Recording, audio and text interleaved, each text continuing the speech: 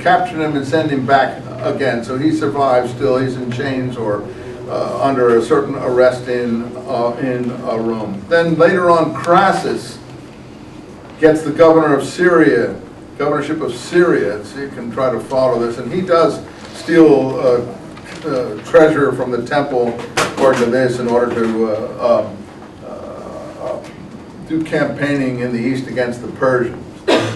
Anyway, then Josephus mentions when Pompey and the Senate fled across the Adriatic, Caesar became master of Rome. There we can meet in our different translations. And this is 55 BC. He at once released Aristobulus from prison. And that's where it is. But on the way back, he was poisoned by Pompey's adherents. But he wasn't able to be buried at that time. So they preserved his body in honey out of some respect for him. And later on, I think he was sent back to be buried. It's all in here. This is pretty accurate stuff. Why would they preserve his body in honey? Well, that would be the best preservative they had. And then it would be sent back and so on. So Pompey is mentioned here. At this time, after Pompey is killed in Egypt, Antipater changes sides and courts Caesar. Who's Antipater again?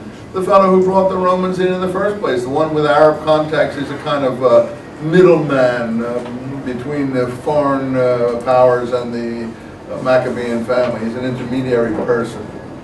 He's Hyrcanus's, he's the power behind Hyrcanus's high priesthood. Later on, he becomes the first Roman governor in Palestine.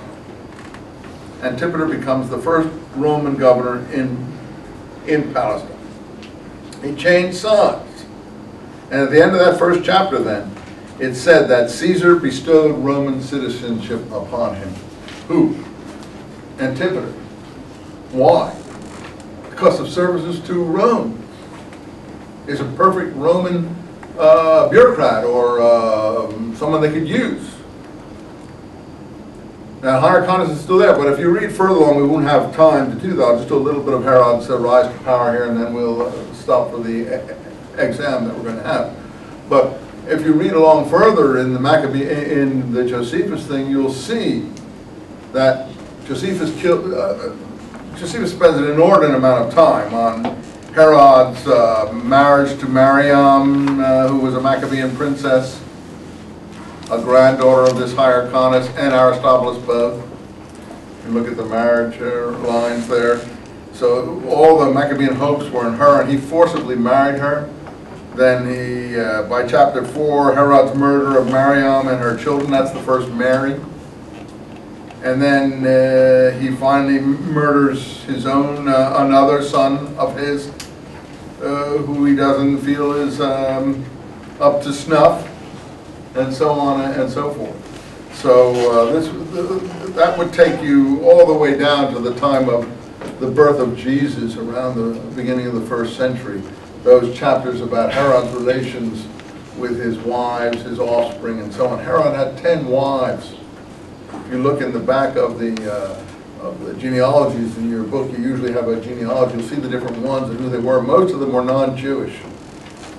2 of them were daughters of priests, both called Mariam, or Miriam, or Mary. The first Mariam, a Maccabean high priest.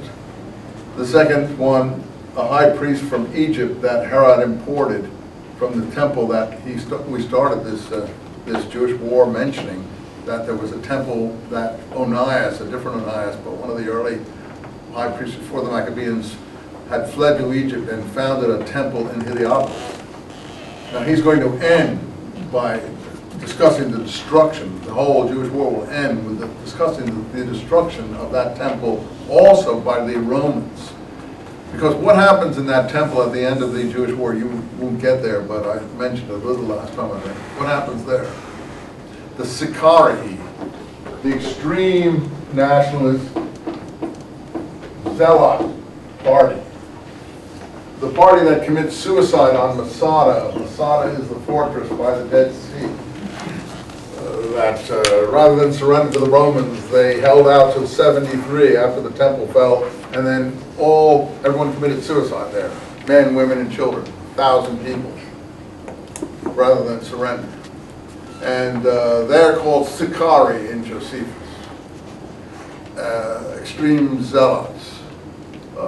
Why Sicarii? Because they obviously they had an Arab dagger, like Arabs still wear on their chest, a curved dagger, and that was like the Roman short sword called a sika. And Josephus portrays that as being used to assassinate collaborators and opponents. So in the end of my New Testament code, I think it's perhaps more for other purposes. And we'll see that it may have to do with forcible circumcision. In other words,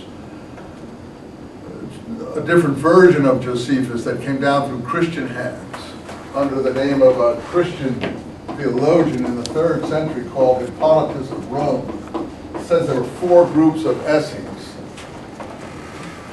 That's not what this Josephus says. There were normative Essenes, there were zealot Essenes, and there were Sicarii Essenes. So we don't normally think of them being Sicarii Essenes. And what the Sicarii Essenes did is they would kill anyone they heard discussing the law who had not previously converted to Judaism through circumcision.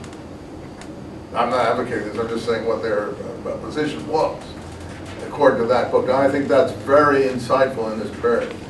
And so I think the Sicarii are more than just assassins. They also said that they would offer them circumcision or death, a little like the Muslims do in some ways, even to the present day. I think the Muslims are inspired by a lot of this, good or bad. I'm not judging it.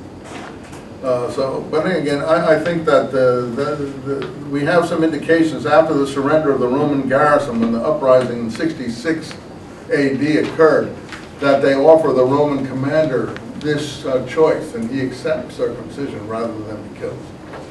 I'm not saying that circumcision should be done that way or not. I'm just saying that what these groups were advocating. Extremists are extremists at any time and place.